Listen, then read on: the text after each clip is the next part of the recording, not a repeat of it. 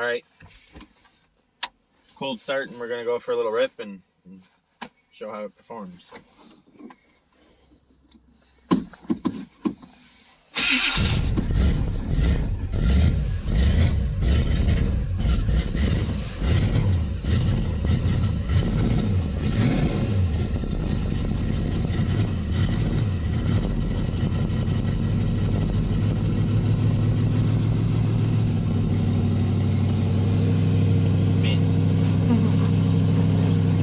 Buckle up for safety, huh? Got a hole there.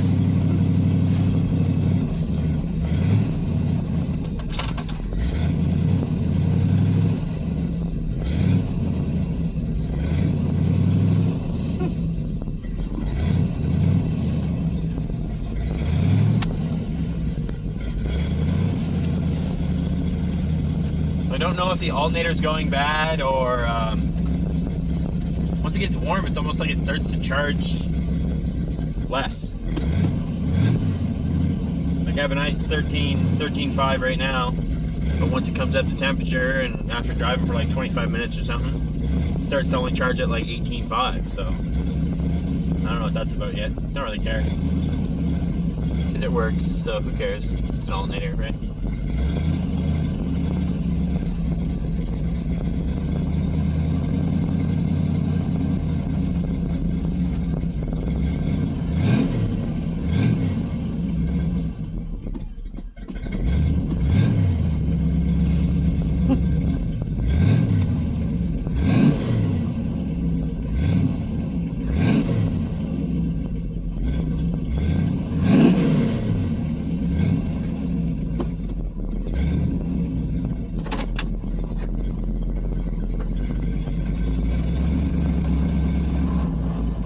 I do have to play with my mixture screws a little bit more there. I'm still playing with the carb a bit, getting used to it.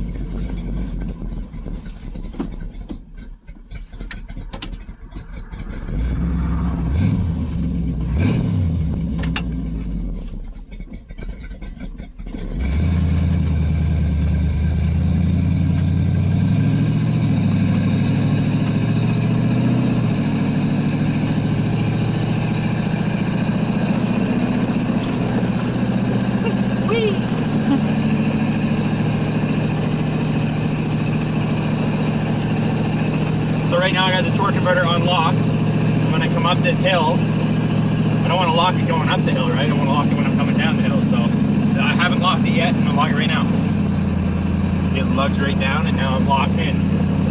I want to unlock my torque converter. If say I'm coming to a stop, I can unlock it, and then that gives some slip to the transmission, so then it's not as draggy on the motor, right? Because I got such a big cam in it that it'll drag it to a stop and kill it. So we lock it when we're rolling, and then it's pretty much like an extra, not an extra gear, but essentially it's like that's what locks your overdrive, right? So I love it. It works great. I mean, a lot of people say you can't really take off when it's cold, but I don't know, I took off pretty good. I mean, I'm not going to get on it or anything until we're up and moving and warm and stuff, but I'm always like that with my vehicles. I never come on in the cold, so don't take long to warm up once you get moving though. It seems to cool down really well. I got the big huge aluminum radiator in it. I got the big electric fan, so I really don't need fans in the wintertime right now, especially in Canada, right? So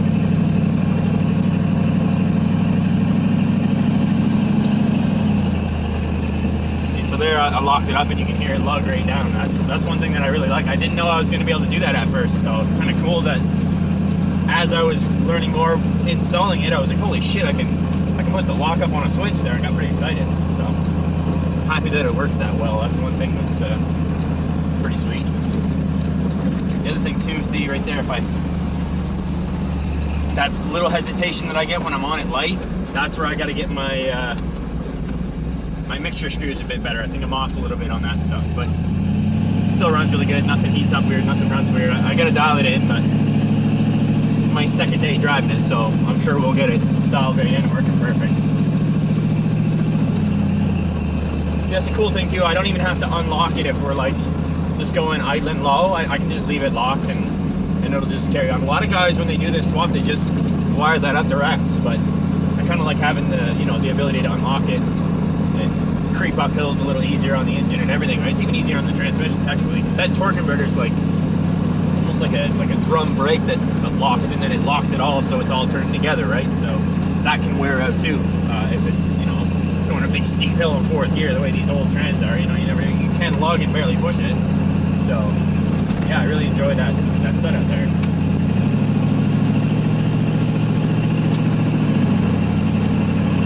It's like instant. Works great. I don't know how it is on fuel. I'm sure it's going to be terrible.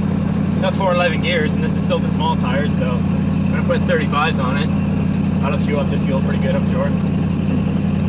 But I mean, I couldn't be happier with the way it works. The heat works great. Nice and warm. That's beautiful. But that's when you notice, like, it really draws down on the amperage right there. Holy moly, that's a good one. So if you look there, it's right down to 12 almost. See? Hard to focus, but they get the point. It should be up at 14, right? Or, well, not 14, but at least like a 13.5 or a 13 something there. That's drawn too hard, but I think that fan's probably on its way out too. It's only, what, almost 40 years old, so, you know, not that any 40-year-old, you know, anyways. Old Toyota, she's been through a lot, so can't fault her for having a few things going bad.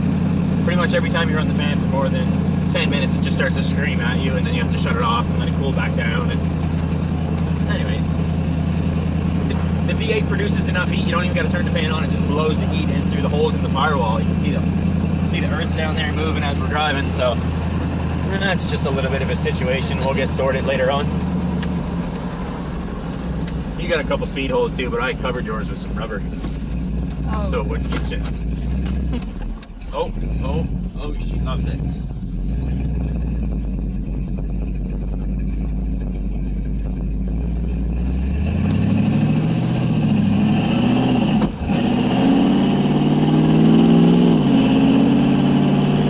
Remember how Buddy said it always skips when you do it the first time? That's what he meant. He was saying, like,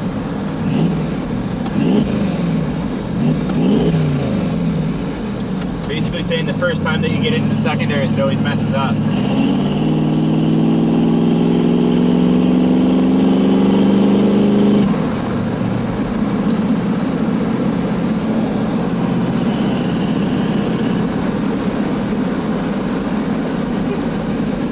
Works pretty good.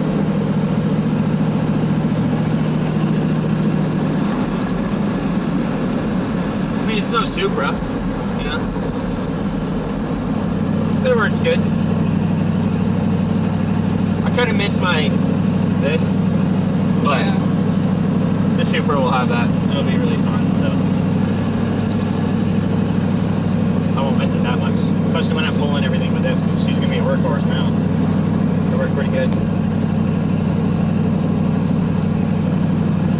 And the other thing I got to do is probably get that cable that draws the, or that runs the plunger in the transmission. So I'm kind of hesitant to mat it right to the floor and come on it right hard, because I don't know if I have that perfectly set right. So we'll break it in and get everything moving and get everything working, and then we'll do some greasy browns and shit, which will be really fun. Because I know I did a couple there just last night, just coming onto it hard. Of course, there's no footage of it, but there's light right up, no problem. Which, I mean, that's not surprising. It's a quarter-ton truck with a big 350 Chevy motor in it, so it's not surprising. But I'm just happy that it does that. It doesn't just split the transmission or just completely blow up or something. One of them things, right? Every time you do a swap, it's always nerve-wracking. You never know what's going to happen, or, you know, whatever. This engine could have sat for 20 years for all I know. I don't know. I know the compression was 155 on every cylinder after I did a little bit of wizardry to it. Everything was great, so oil pressure's great. I've probably put 148 kilometers on it so far since I got it running, and I mean, it seems great. I can't tell if it's hard on fuel. I just keep shaking the gas tank. You got no fuel gauge. None of this works. Just this and these. You don't really need it, right? Just shake the tank and give her a listen. Figure it out that way. Or how I found out yesterday was when the truck stopped moving, and then I stopped going, and then I got out and couldn't tell that there was no gas in it. That's the other time that I knew that I needed gas. So I'm trying to not make that mistake again, and keep her full. Just because, you know, it does run on air as much as I wish it did. Which way should I go? No. Yep. No. Alright. I don't know, what do you think? Do you think they had enough fun already? Should I slow down once and come right the fuck onto it, or what? Good. I probably should, eh? Do it. Yeah, well, we'll whip her around there and give her the beans.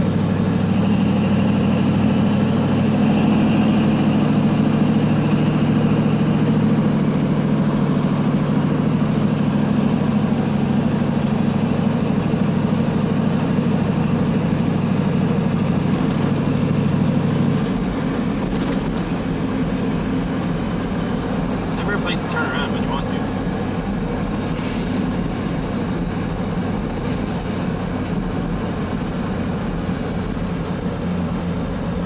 Spot.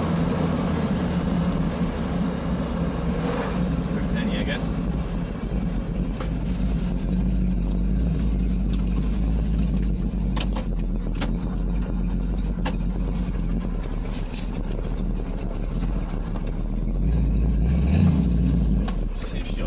Take the throttle input this time.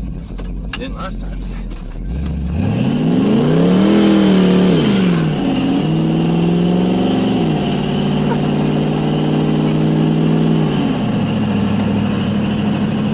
It was a little bit harder than I meant to be on it, but Yeah, it's good. whatever. It's I good. liked it. Oops. I kind of let off really hard, but whatever, it's fine. She can take it. Once you get a little bit better setup on her there, I'll slam right to it, but I just want to be sure that this transmission's all good to go. That, and right now I can only shift to drive. I can't actually, I only got power reverse neutral drive because this is not the right shifter setup, so I can't go down to low and keep it at first, which I got an idea for that. So, but anyways, just want to take you guys for a little ride with me and show you how good it's working. And yeah, we're gonna have some GoPro fucking view next time, and we'll have a bit more fun. So thanks for watching, and we'll see you on the next one.